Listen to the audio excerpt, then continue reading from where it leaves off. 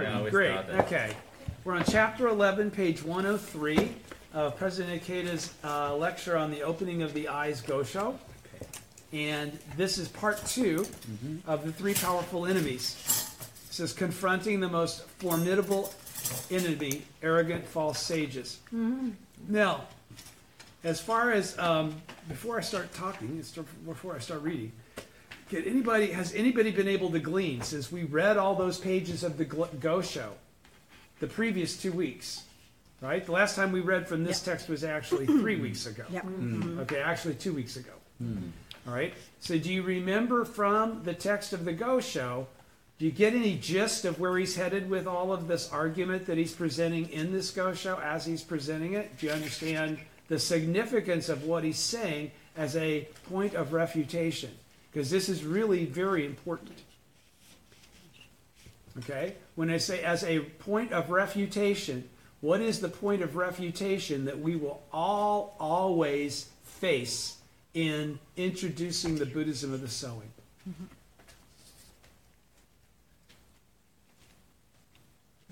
The letting go of the Buddhism of the harvest. Okay? You know, that's so the point of refutation. When I say point of refutation, it's his point of refutation of the Buddhism of the harvest, having been contained within the text of the 28th chapter Lotus Sutra. But within that 28th chapter Lotus Sutra text is are passages that state there are 3 different time periods, Shoho, Zoho, and Mappo, right? Mappo starts 2,000 years after the death of the Buddha, right? Okay, and he talks about the pure law, all right, and talks about and then the great pure law will appear. Remember? Okay, so point of refutation is that the reason Nichiren's having to write this letter in the context that he is what? Why? To make a corrective Yeah, open their eyes. Open their eyes to what? Open their eyes to the truth of the teaching. Yeah, because the truth of the teaching is already contained within the Lotus Sutra. The admonitions of the encouraging devotion chapter are already contained within the Lotus Sutra, right? So, what he's basically saying is you're all freaked out because you see peace and security in this life and good circumstances in the past. You're looking for that from me. But I am the Buddha. Do you understand? It also says I have willfully signed up to endure all of this and face these 3 powerful enemies. Part of the function of me doing that is what? Why do I do that? To show that I am the Buddha. Right. And for those 3 powerful enemies to appear to actually validate that I am the Buddha.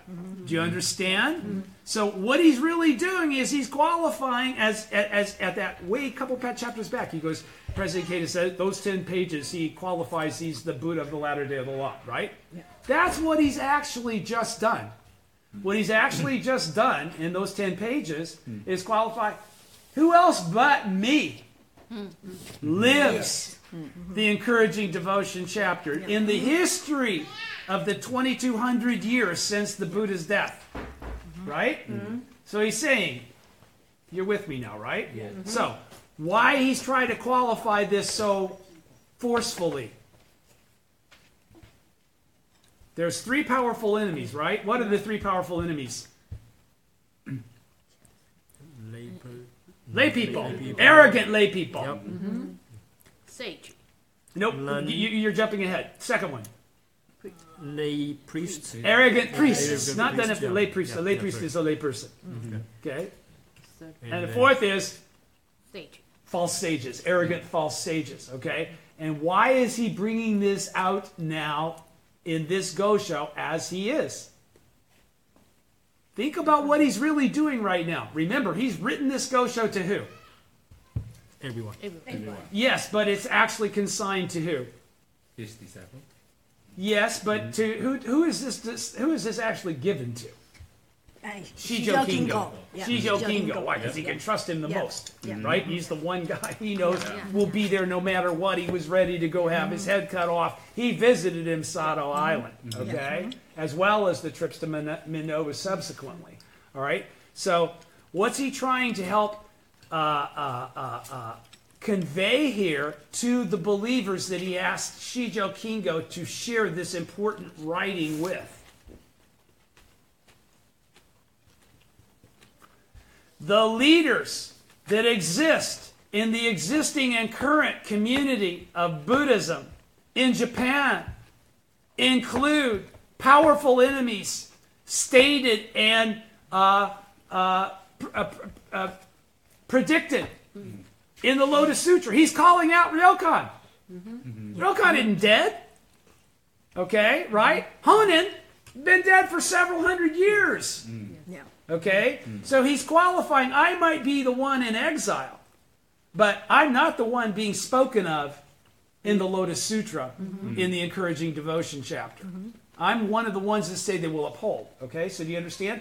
So President Ikeda is going to go into a second chapter just on arrogant priests and false sages to make sure that out of the three powerful enemies, you understand how to perceive them. It's real easy for us to perceive arrogant lay people, correct? They're just assholes that don't know what they're talking about. We get into religious authority and suddenly we start getting a little bit more intimidated, right? If I'm going to sit down with a priest, I'm not going to have any problem having attitude. You guys might, okay? I have a point of reference when I start to have attitude. And he can take me on and we can go back and forth. I'm not afraid of that priest. I know enough to refer to sutras, to be able to defend my position. I don't give a shit what sect he's from. Okay? So, that's an arrogant priest. Now, an arrogant false sage. What do I do about that? That's not about somebody that I would just be having a debate over doctrine. That's somebody that would be actually trying to undermine me and do me in. That's somebody that has evil intent. Do you understand the difference? They have an ulterior motive to their preaching. Their preaching is not about salvation. They don't preach for the purpose of salvation of others. Their preaching is strictly smokescreen for what's really going on underneath, behind the scenes. That's why he says when asked to preach, they don't even open their freaking mouths. Do you understand? Why? They don't have anything to say. The significance of the status of the sage, the identity that they've taken on. Do you understand? They would expose themselves if they stopped attitude and started dialogue. Do you understand? Okay, so I'm about ready to start. Everybody understood the point that I was making just now, right? Okay.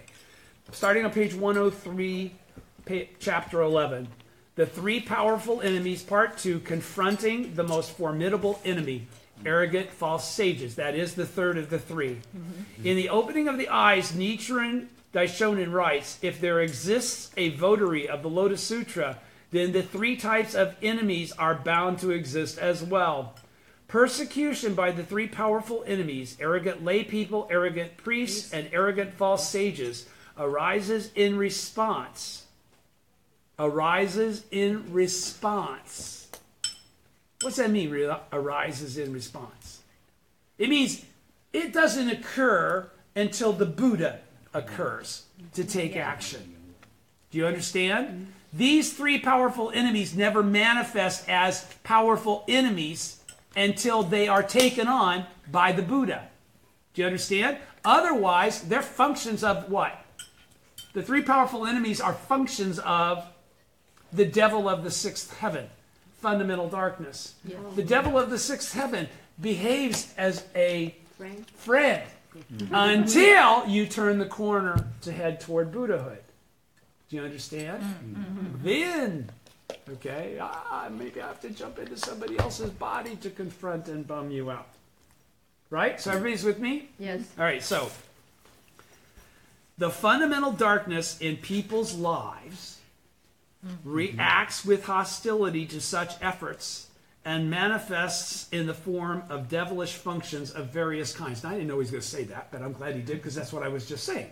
All right? All right, so let me read the whole paragraph and we'll go on. In the opening of the eyes, Nichiren Daishonin writes, if there exists a votary of the Lotus Sutra, then the three types of enemies are bound to exist as well. Persecution by the three powerful enemies, arrogant lay people, arrogant priests, and arrogant false sages, arises in response to efforts by the sutra's practitioners to propagate the mystic law. If you're propagating the mystic law in the latter day of the law, what are you doing? You're preaching the Buddhism of the sowing, right? Yeah. All right, the fundamental darkness in people's lives reacts with hostility to such efforts and manifests in the form of devilish functions of various kinds. Anything to blow us off from the 10th world? Like things that, yeah. All right. Furthermore, if the practitioners of the Lotus Sutra persist in spreading the law, undeterred by obstacles resulting from such devilish functions, now what does he say there then? So he's saying, when you make that right turn toward Buddhahood, the three powerful enemies will begin to arise in your environment. Okay? He's saying that if you continue on, even after you've met that initial resistance, okay, then the fundamental darkness will appear in the form of arrogant false sages. Do you follow what he's saying? So the arrogant false sages comes as a result of never giving up in the face of persecution from the two more minor obstacles. Do you understand? So he's saying, furthermore, if the practitioners of the Lotus Sutra persist, that means continue no matter what, in spreading the law undeterred, in other words, the obstacles that are presented by the environment don't stop them from continuing to behave as the Buddha, exactly as they are, all right? Resulting from such devilish functions. Obstacles are from devilish functions, right? Devilish functions are from, ultimately, fundamental darkness. Fundamental darkness is ultimately from ignorance of your true identity, right? Yes. Then the fundamental darkness now will appear, instead of just as devilish functions, obstacles, crap, bullshit, it'll actually occur as an opponent, an arrogant false sage, okay, who will embody extreme evil. This person is going to be trying to hurt you, discredit you, get rid of you, okay? In other words, to call forth arrogant false sages and triumph over them is proof that one is a true votary of the Lotus Sutra. So now do you understand what he just said there? What did he just say? It's dual purposes. One is to teach us about our life, but he's also qualified with a declarative, that last sentence. How do we know Nichiren is the votary of the Lotus Sutra?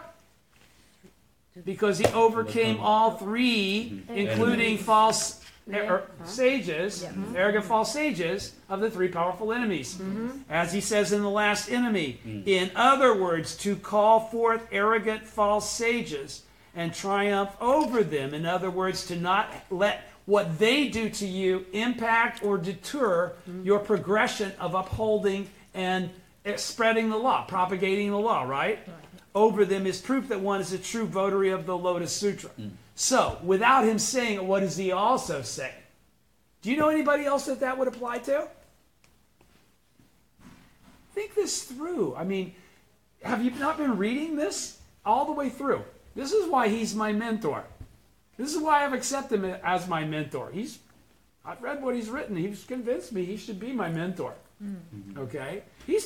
Who else besides Daisaku Ikeda? Does Daisaku Ikeda not also fit that description? Frankly speaking. Which is why he can teach us what he's teaching us. Which is why, as the mentor, we can be the student and become the mentor. You can't become the mentor if you don't know correct teaching. Okay? It takes one to help develop one. Do you understand? It takes a true votary in order to show the way to the other true votaries. Okay? They will appear. That's without question. That has nothing to do with anybody else. That's previous karma.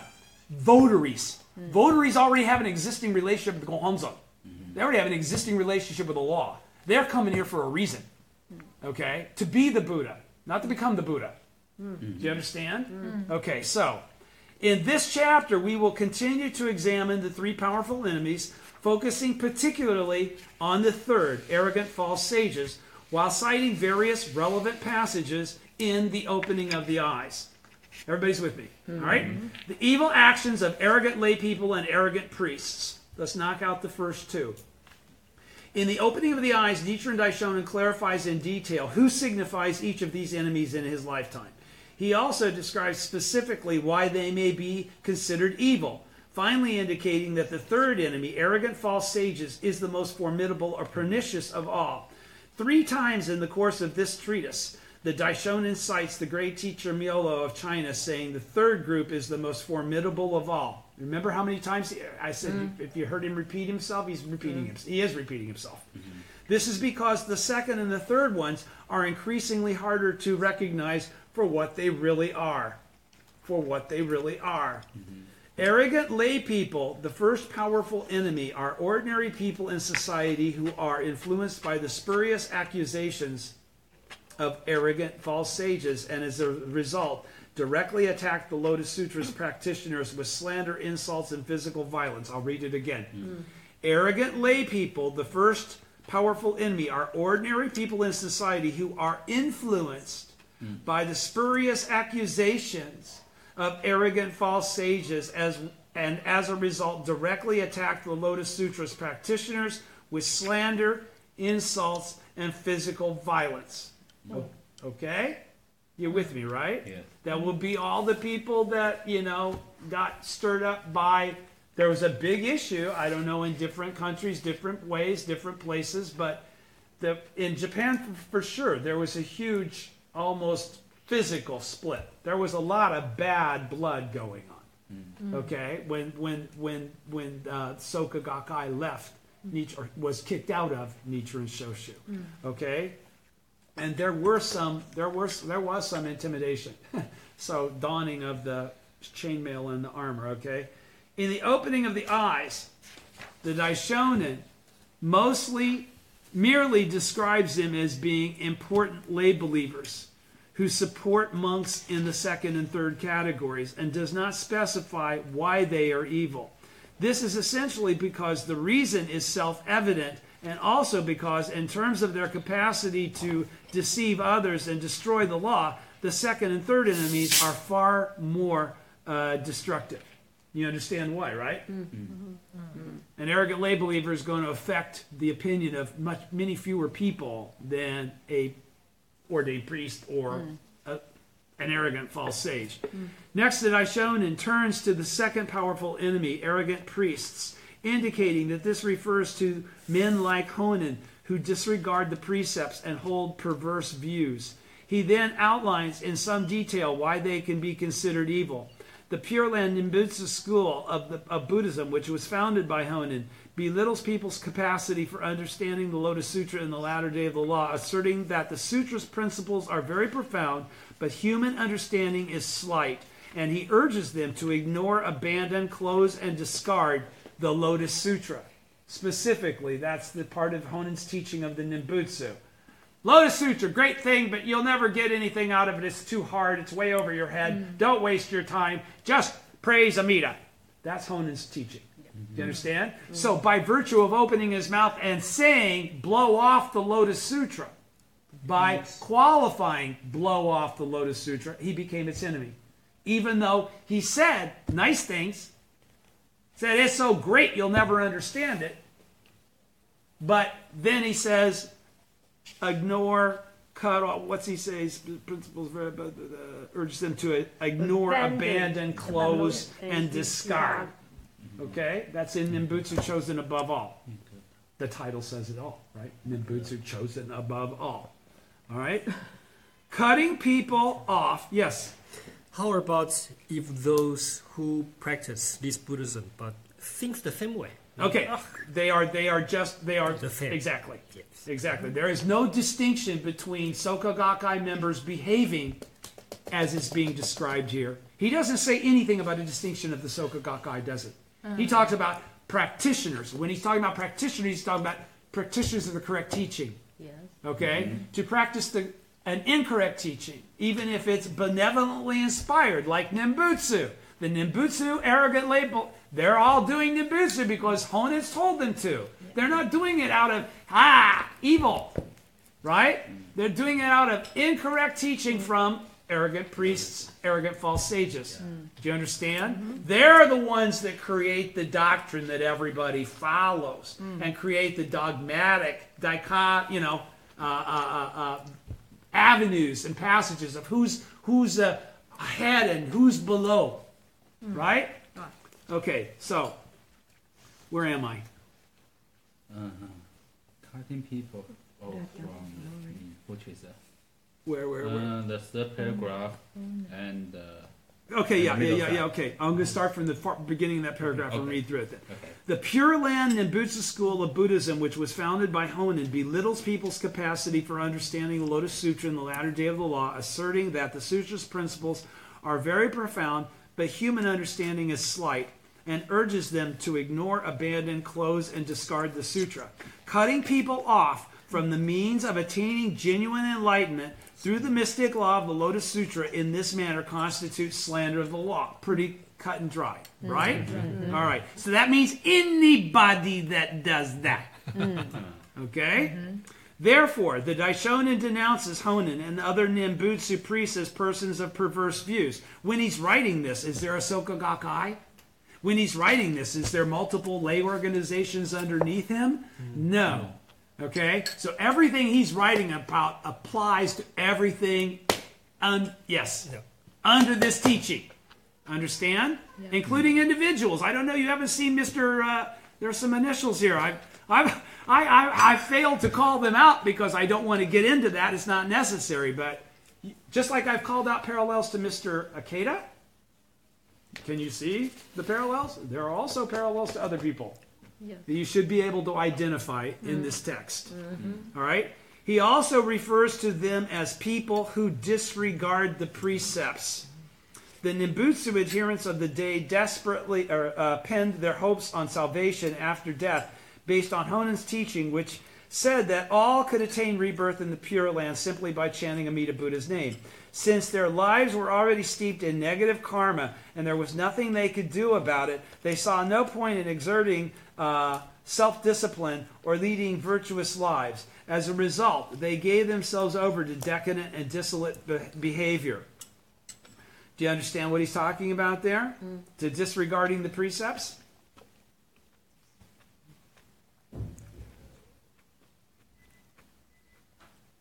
Okay. When Honen, when he's talking about these lay people disregarding the precepts, okay, what precepts are they upholding? Or what are precepts are they supposed to uphold? The 300 and the 500, the original precepts that are part of the precepts sect of Buddhism, right? Okay, what precepts do we uphold as practitioners of the Buddhism of the sowing?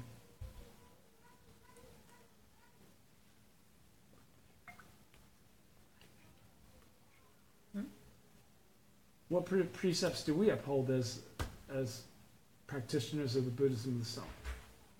They have precepts, we have precepts. They've abandoned their precepts, he's saying. We only have one precept. We have the precept of the Buddha, of the diamond chalice, right? Yeah. Yes. We have one precept. Yeah. Uphold the precept of the diamond chalice, Yes. period, right? Because the three great secret laws already covers us as far as precepts, Yes. right? Okay, so what he's talking about is that without, but why do we have that aspect and advantage? Because of the mercy of Nichiren, having established the Gohonzon, having established the teaching of the three great secret laws, or else we would be out without precepts as well. Yeah. Right? Yeah, right. So now, with that in mind, read what he just said about Honan and this, okay? He also refers to them as people who disregard the precepts because they're disregarding the precepts. We don't disregard the precepts. We uphold the only precept we have. Yeah. Do you understand? They are disregarding their precepts because all they're doing is nimbutsu. Do you understand the point? This is a very specific chapter, or a very specific paragraph. The nimbutsu adherents of the day desperately pinned their hopes on salvation after death based on Honan's teaching, which said that they could all attain rebirth in the Pure Land by simply chanting Amida Buddha's name. Since their lives were already steeped in negative karma and there was nothing that they could do about it, they saw no point in exerting self-discipline or leading virtuous lives. Now, how does that compare to us is my point. Compared to us. Once again, all right, I'm trying to clarify this from the basis of the reality of how this exists, okay? They are different than us. They are not upholding precepts. We uphold the precept of the diamond chalice thanks to the three great secret laws. Do you understand that part? Yes. Okay. Yeah. Then he's saying that, okay, now we uphold the precept of the diamond chalice thanks to the three great secret laws by doing what? By chanting Daimoku to the correct object of devotion, right? Right. And what is the function and purpose of that exercise? Ultimately, what is the true function and purpose of that exercise? Reveal To awaken your Buddha. Reveal our true identity, okay? And we go through how many stages in order to reveal our true identity from the starting point? 6. 6. Right? So, this exercising self-discipline, chanting Daimoku every day to the Gohonzon is self-discipline. Okay? Or leading virtuous lives, the wisdom that inspires correct action on our part. They don't have that. We do. It's all self-contained within the function of the practice of chanting Nam Myoho Renge-kyo to the Gohonzon. Do you understand? That's why he can make this distinction about those adherents and us. Do you follow? Yes. And it's not bullshit. It's not an opinion. It's doctrinally foundationalized. Okay? As well as the actual proof of actual fact. Okay? As a result, they gave themselves over to decadent and dissolute behavior. Top of page 104. The second enemy, arrogant priests who commit slander of the law and other evil actions, is relatively easy to recognize. But the third, arrogant false sages who carry on as if they were saints, is most difficult to discern and also the most pernicious. All right? The Buddha eye can identify the three powerful enemies. Now, who has the Buddha eye? Yes, and who is the Buddha? Votaries. Yes, and who the votaries? And what is what are the votaries gaining by? I mean, how do the votaries gain the Buddha eye? Studying and chanting. This is my point. Again, the Buddha eye can identify the three powerful enemies. What's he saying there? He's saying that the mind of faith has the ability to discern these things. The Buddha eye exists within your life already. Open it! Open it! Open it! This is the goddamn eye he's talking about. The Buddha eye. Opening the eyes is about opening your Buddha eye, right? Yeah. Okay, so the Buddha eye can identify the three powerful enemies. You don't have to have someone telling you who is a powerful enemy and who isn't. This isn't something to be dictated by another false sage. Do you understand what I'm saying? There's no one else to do this for you. All right?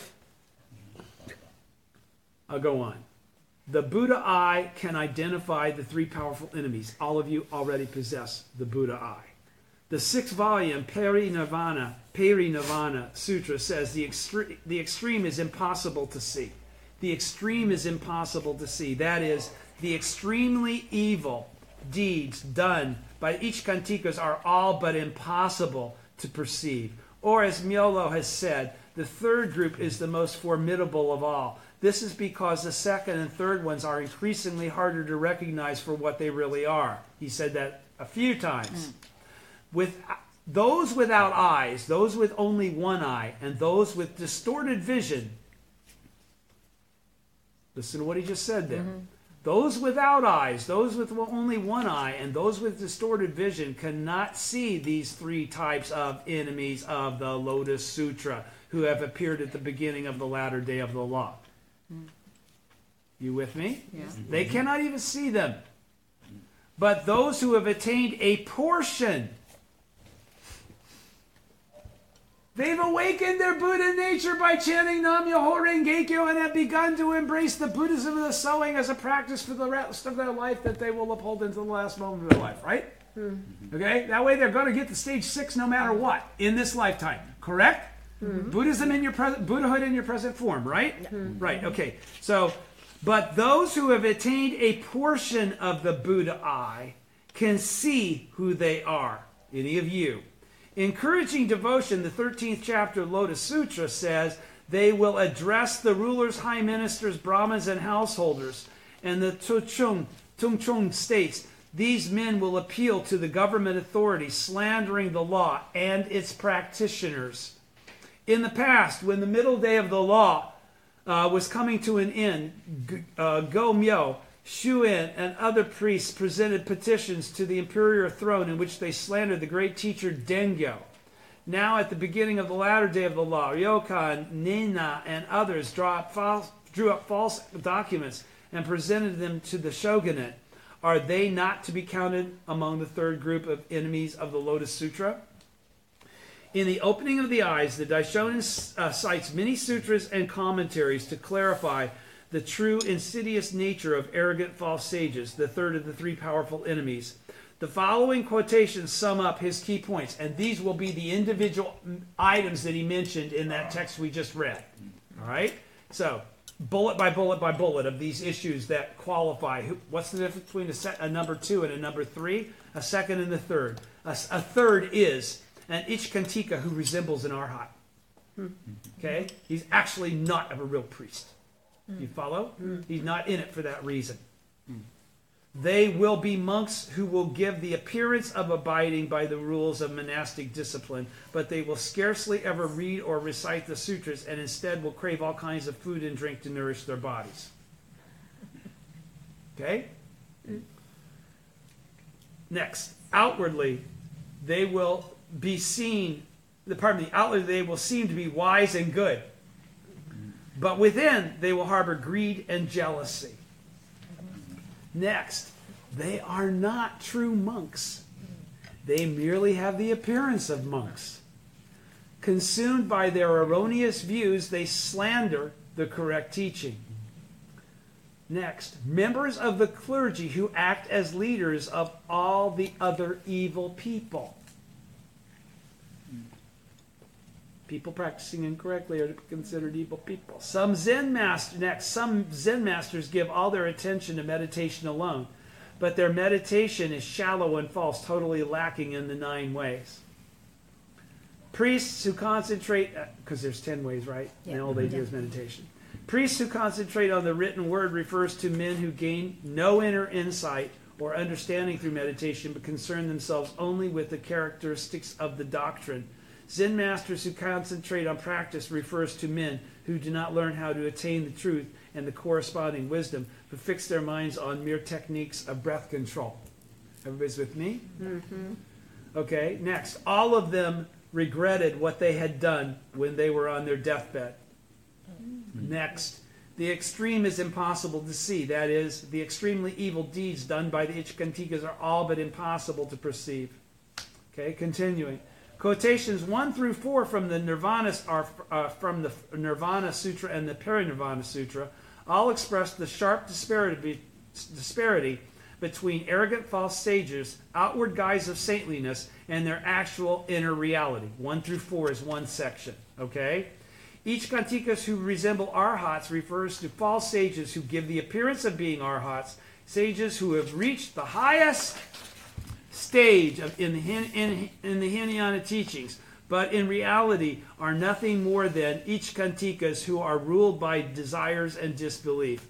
The next three quotes, 2 through 4, that's the next section of all those bullets, okay, all say approximately the same thing.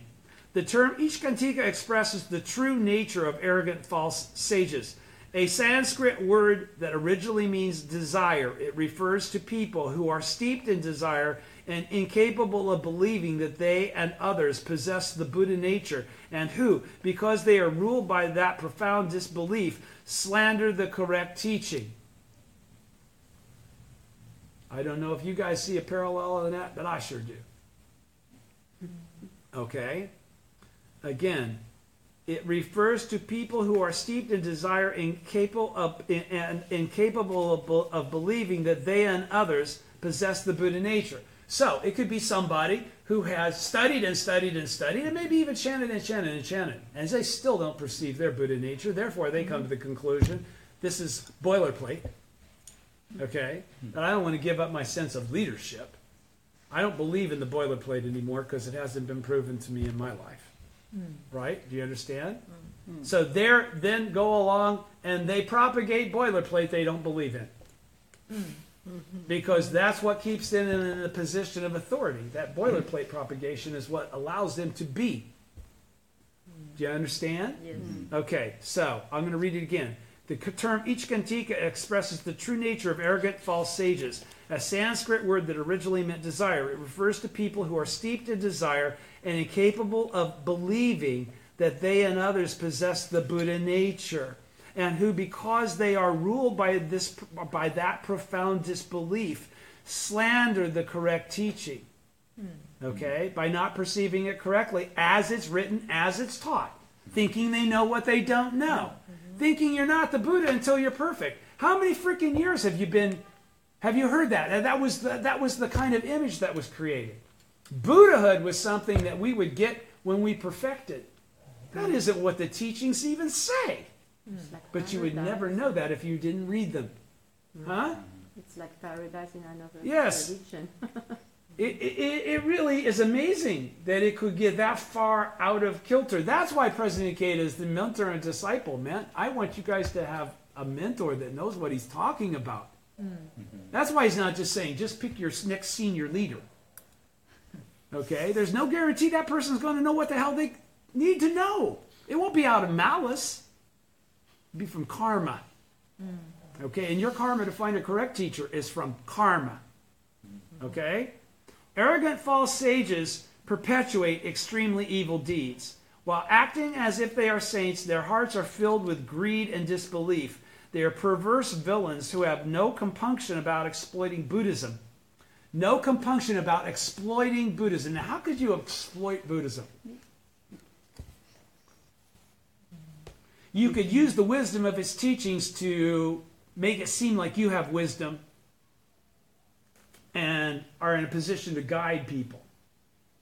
Right? You could exploit Buddhism into having people rely on you because you use the general intent and wisdom of Buddhism to sound like a wise person that people follow and do things for, to pay back the wisdom. Do you understand? So that's exploiting. Exploiting is also to take a circumstance. I'll give you a perfect example of exploiting. What if the Soka Gakkai used the Gosho Zenshu to access a translation of all of Nichiren Shoshu's doctrines, which is what the Gosho comes from, right? We don't take Nichiren Shu texts and translate them. This is all Nichiren Shoshu doctrine, right? Yeah. But what if he said, to know this is so important, it's almost invaluable. What you need to know is in this book, $1,000. I would have saved the money. I would have found a way to get the money to pay $1,000. Okay, that's exploitation. All right. Lack of exploitation is to publish it. Yeah, you've got material costs, you've got this and that. You then offset that, and then you put it online for free. Digital copy. That's no exploitation. Do you understand? There's a huge difference. One is using the law to serve yourself, and the other is using yourself to serve the law.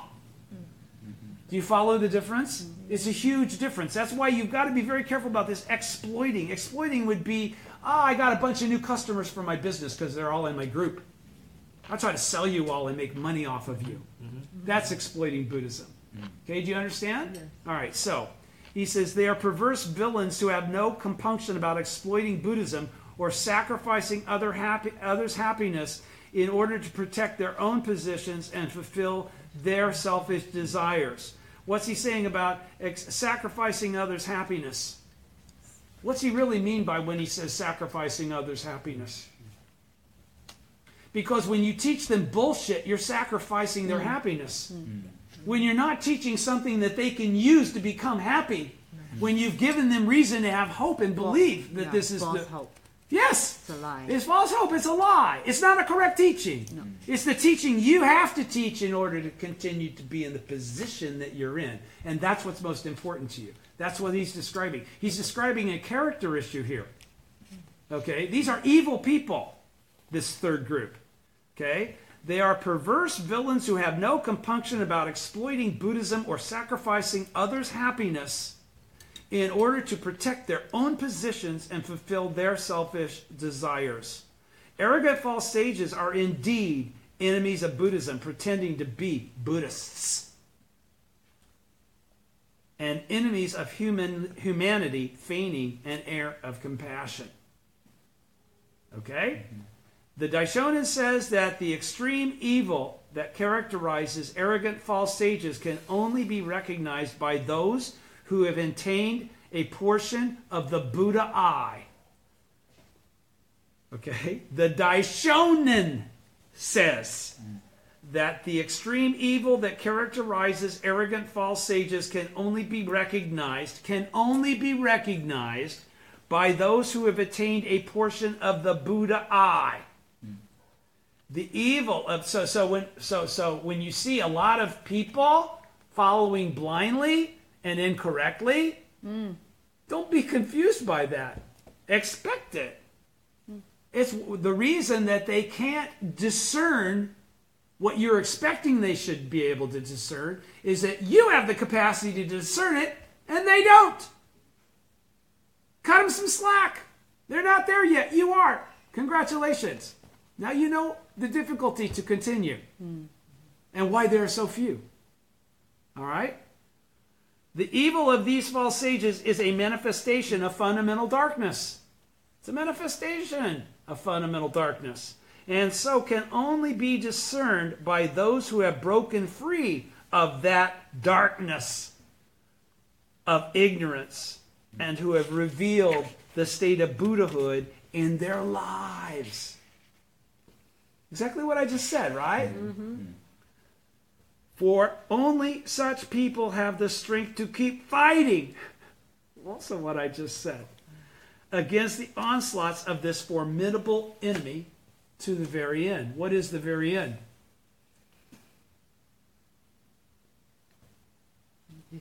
The defeating of that enemy. The defeating of that enemy. Now that may include or consist of you establishing people that can carry on what you're doing so that that can be accomplished. But it's about you made the cause for that enemy is defeated. Whether it occurs in your lifetime or not, the causes were your causes that made that enemy become defeated. Do you understand? So it doesn't matter what President Ikeda does now. It doesn't matter what he does in the future. What he has done has already been done. People are already able to be awakened. Okay? Independent of arrogant priests or arrogant false sages. Do you understand? All right, so continuing, right? Ryokan, leader of all other evil people in Nichiren's day. In the top of page 107. In Nichiren Daishonin's time, how did the arrogant false sages contrive to inspire veneration from society? Let's look briefly at the circumstances of the various other religious schools of that era. With regard to the 20-line verse describing the three powerful enemies in the encouraging devotion chapter, the Daishonin writes in the opening of the eyes, we can discern without a trace of obscurity the ugly faces of the priests of the various schools of present-day Japan, especially the Zen, Precepts, and Nimbutsu schools.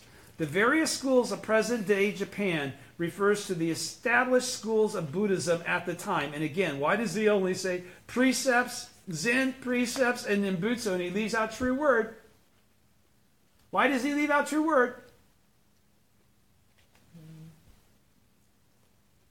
Like Nimbutsu,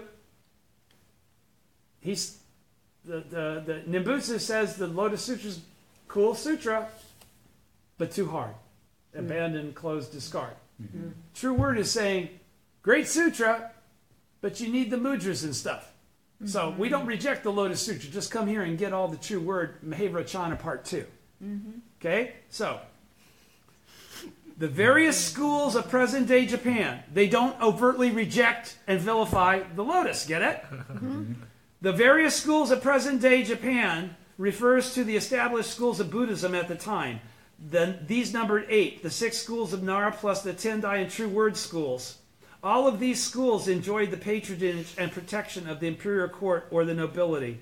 Also, having been presented with vast land holdings, they wielded immense influence in society as lords of large estates. Sound familiar? Still going on today.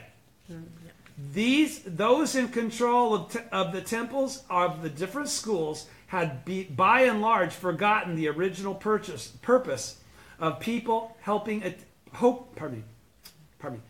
Those in control of the temples of the different schools had by and large forgotten the original purpose of helping people attain enlightenment and had become degenerate in their ways. Again, it was about sustaining their own status quo rather than everybody progressing together. Witnessing the appearance of the warrior monks at such leading temples as Irakuji and Onjoji, okay, people sensed the decline of Buddhism. Does everybody remember what that's about? What's in Irakuji? Okay, Irakuji is Dengyo. That's where the ordination platform. Irakuji is on Mount Hei, or however we pronounce that, Hei or whatever it is. Okay, Mount Hei is where Irakuji Temple is, which was founded by Dengyo. That's where the ordination platform, right? And then sometime after that, the True Word guy came over and founded Onjoji on the same mountain. Then both groups militarized and ultimately burned each other's temples down, little bit by little bit. No, you burn my building, I'll burn your building, I'll burn your bigger building, I'll burn your 3 big buildings, ashes. Okay, so that's what President K is saying. Witnessing the appearance of the warrior monks, the appearance, because they went from being passive, pacifists to suddenly arm yourself with swords and staves, right? The appearance of warrior monks at such leading temples as in Rakuji and Onjoji, the suffix Ji denotes a temple. People sense the decline of Buddhism. Further, amid a succession of natural disasters and warfare, people began to feel more strongly that the latter day of the law had indeed arrived.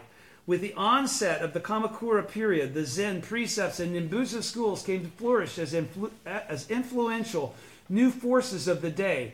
Many people, dissatisfied with the established Buddhist schools, which had grown corrupt and decadent, found the newer schools a breath of fresh air because of their commitment to maintaining the precepts, which focused on regulating daily life and restoring rigor to practice.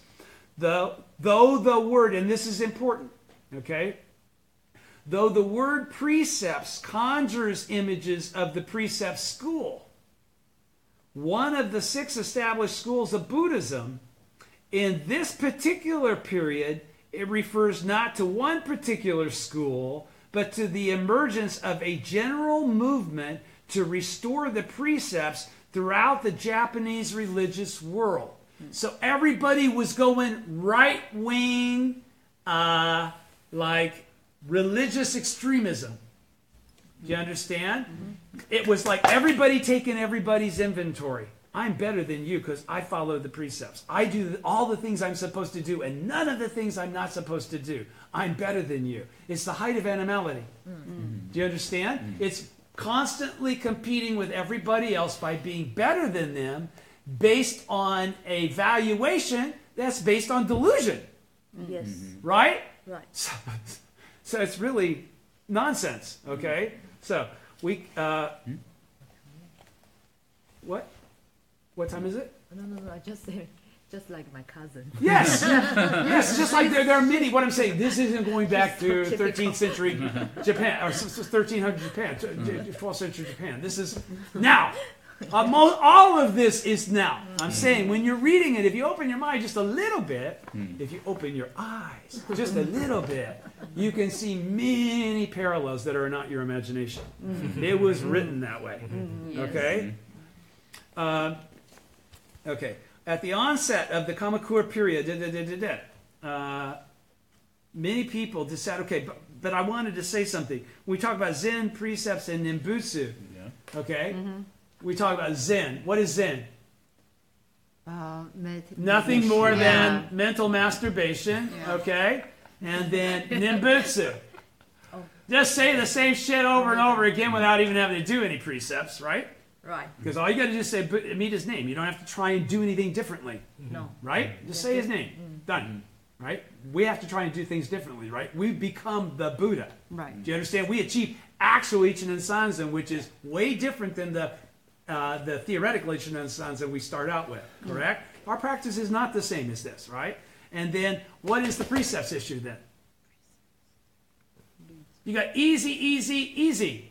Because the precepts is a way to discern yourself from other people. He says, all of these schools enjoy, pardon me. Many people dissatisfied with the established Buddhist schools, which had grown corrupt and decadent, found the newer schools a breath of fresh air, either easy, or very correct. Right? All about bullshit. Has nothing to do with actual attainment of Buddhahood. Right? Okay. Found the newer schools a breath of fresh air because of their commitment to maintaining the precepts was focused, and then he clarifies, this is because Ryokan was not a precept school guy, he was an Nimbutsu guy. Among the key proponents of this movement were the Zen priest Shoichi of Kyoto, as well as the True Words precepts priest Eizan, as of Sai Daiji in Nara, and his disciple Ryokan, I guess he's a true word. Influenced by these developments, the Nimbutsu adherents in Kamakura also began to place greater importance on the precepts. The leading Nimbutsu priest, Doa, also known as Doa Amida-butsu, and Nina, who enjoyed the patronage of the ruling Hojo clan, were at the forefront of this movement. But why? Okay. In the midst of this, Ryokan welcomed his teacher Eizan to Kamakura, making it possible for key people in the government and priests of the Nimbutsu and other schools to receive the precepts. As a result, Ryokan succeeded in bringing important government figures and followers of the Nimbutsu and other schools under his fold. I thought so. It was Nimbutsu. And established his authority in Kamakura. This clearly reflected the words of Shitu's Tuchun, where, commenting on the three powerful enemies described in the encouraging devotion, he speaks of members of the clergy who act as leaders of all the other evil people. While outwardly Ryokan conducted himself as the leader of the movement to revive the precepts. Everybody understands? So he's coming off as like this holier than that. I mean, he doesn't fart. Okay? I mean, he is like pure. Right? He is pure. All right? So that's Ryokan. And the precept's so important. You got to follow all the rules of discipline. The more disciplined you are, the more pure you are. The more pure you are, the better you are. The better you are, the more likely you are to attain Buddhahood someday in the future. Do you understand? Completely off the track. And he's got to maintain that bullshit. He knows that this isn't going to work. He already knows what he's prescribing and saying isn't really what's going on. Do you understand? He's aware of the power play he's putting on. He's aware that he's got alms coming in from those ladies that like him. This is all a conspiracy. This is all well thought out. All right? Celebrity is today. Yes, this is exactly like celebrity is today. All right? Well, outwardly, Ryokan conducted himself as the leader of the movement to revive the precepts, get more pure. Inwardly, he more than anyone harbored attachments to secular things. Though he made a show of promoting charitable enterprises and public works projects, he used the profits reaped in connection with those activities to hoard silks, wealth, and jewels. Okay, as reported in the Gosho, Conversation Between a Sage and an Unenlightened Man. The people of the day, unaware of Ryokan's true nature, revered him as the living Buddha of Gokuraku-ji. All right? He was revered as a living Buddha. Condolences on, and that's also from Condolences on a Deceased Husband. I get all these really wonderful little goshos I get to read from reading this. And made offerings to him out of their desire for salvation through his teachings. Okay, they'd already put him into, oh, you'll be able to. Salvation. Salvation. Get it? Just tap me on the head. Don't make me do any hard shit. I don't want to really change. I just want somebody to make it so my future's fixed. Ryokan perfectly matched the passage of the Nirvana Sutra cited earlier. They are not true monks. They merely have the appearance of monks. No matter how such people don robes and surplices and outwardly conduct themselves as priests, behind the facade, they are devoid of priestly virtue. Okay? Nevertheless, people are readily impressed and deceived by priestly robes. Unscrupulous priests cunningly take advantage of this, doing everything they can to enhance their august and venerable appearance. That's why the great teacher Myolo describes arrogant false sages as being the most difficult to recognize for what they really are. Only the Daishonin could discern the true nature of the arrogant false sages of his age, because he's not falling into when is the fifth half of the millennium starting. Everybody else is still, they don't have a point of reference. He therefore waged a solidary and unremitting battle to expose their fraud. In letter to Ryokan of Gokuraku-ji, one of the 11 letters of remonstrations he sent to various influential government leaders and religious figures in 1268, which I read, and he did it straight to Ryokan, calling him everything but The Daishonin cites encouraging devotion and denounces Ryokan straight to his face, saying, "You are nothing more than a sham." This is in a letter he wrote to him. "You are nothing more than a sham, a traitorous sage who pretends to the three types of learning, the precepts, meditation, and wisdom. You are a counterfeit sage, a person of overbearing arrogance. In your present existence, you will surely be marked out as a traitor to the nation, and in your next existence will fall into the region of hell." I wonder why Ryokan wanted to have his head cut off. Also, in seeking to acquaint the ruling authorities with the true nature of this nefarious priest, the Daishonin challenged Ryokan to a public debate. Everybody remembers that, right? Ryokan, however, ducked this proposal, showing himself unwilling to engage in open debate. 3 years later in 1271, when he was soundly defeated by the Daishonin in a contest to pray for rain, you know that? Okay, that's 3 years later than when the Daishonin first called him out and said, "Let's have a debate." Ryokan increasingly revealed his devilish nature as an arrogant false sage. He appealed to the government authorities, slandering the law and its practitioners. Government authorities here indicates those who hold high public office as well as other influential people in society. Ryokan sought to bring about the Daishonin's downfall by leveling false accusations against him. Specifically, the priest Gyobin, a disciple of Nina, filed a lawsuit claiming that Nichiren was destroying the order of the Buddhist circle and the shogunate government, At the start of his letter of rebuttal, Nichiren cites Ryokan, Nina, and Doa, identifying them as the ones ultimately behind the spurious petition submitted in Gyobin's name. When the lawsuit proved unsuccessful, Ryokan intensified his efforts to discredit the Daishonin in the eye of key government officials and their wives. This resulted in the Tatsunokuchi persecution and Sado exile. So he and Two Fires had been going at it for a long time before Tatsunokuchi finally hit the fan. Do you understand? Driven by jealousy and anger, Ryokan plotted against Nichiren, making false accusations to the authorities in an attempt to bring great persecution down upon the votary of the Lotus Sutra. Nichiren's blistering reputations forced Ryokan to reveal his true colors and to act in perfect accord with the description of arrogant false sages, the third of the three powerful enemies in the Lotus Sutra. Time? Okay, so next week we'll start where it says the Daishonin read the 20-line verse of the encouraging devotion chapter with his life. This is the next most important part, and then I'll finish it up. Since that's only 2-3 pages, I'll finish it up with persecution by the sword and the staff, and we'll tie all this up neatly. Thank you. Thank you. Thank you.